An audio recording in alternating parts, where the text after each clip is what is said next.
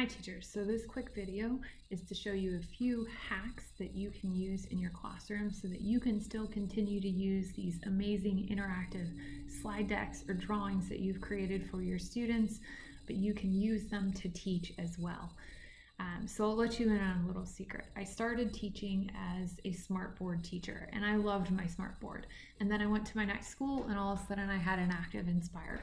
And well, it wasn't a love-love relationship. Sometimes I got along with my board and sometimes I didn't.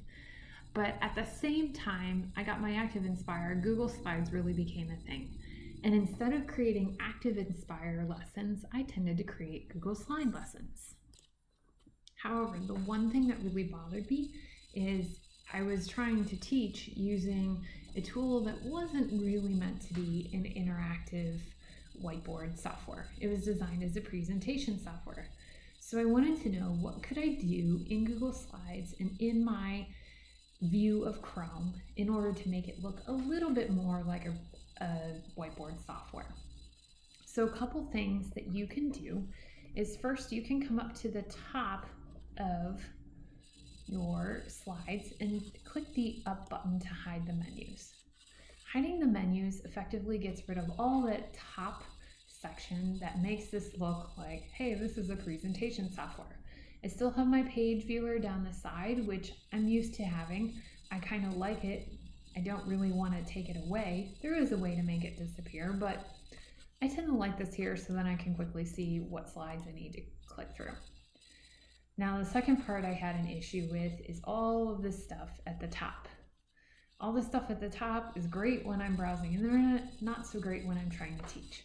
So Chrome actually has a way to hide this as well. So if you come up and select the three dots and go down to this little square here in the zoom section, it actually takes and hides all of that top section. So now I have a full screen slide deck presentation. I can drag things.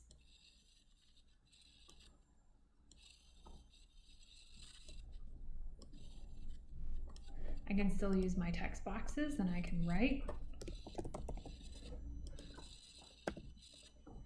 I can add lines. I have any of my editing tools up here. Now, I will say the one thing that frustrates people most is there isn't really a writing tool. There are a couple of options that people have tried. I'll be honest, they're not perfect.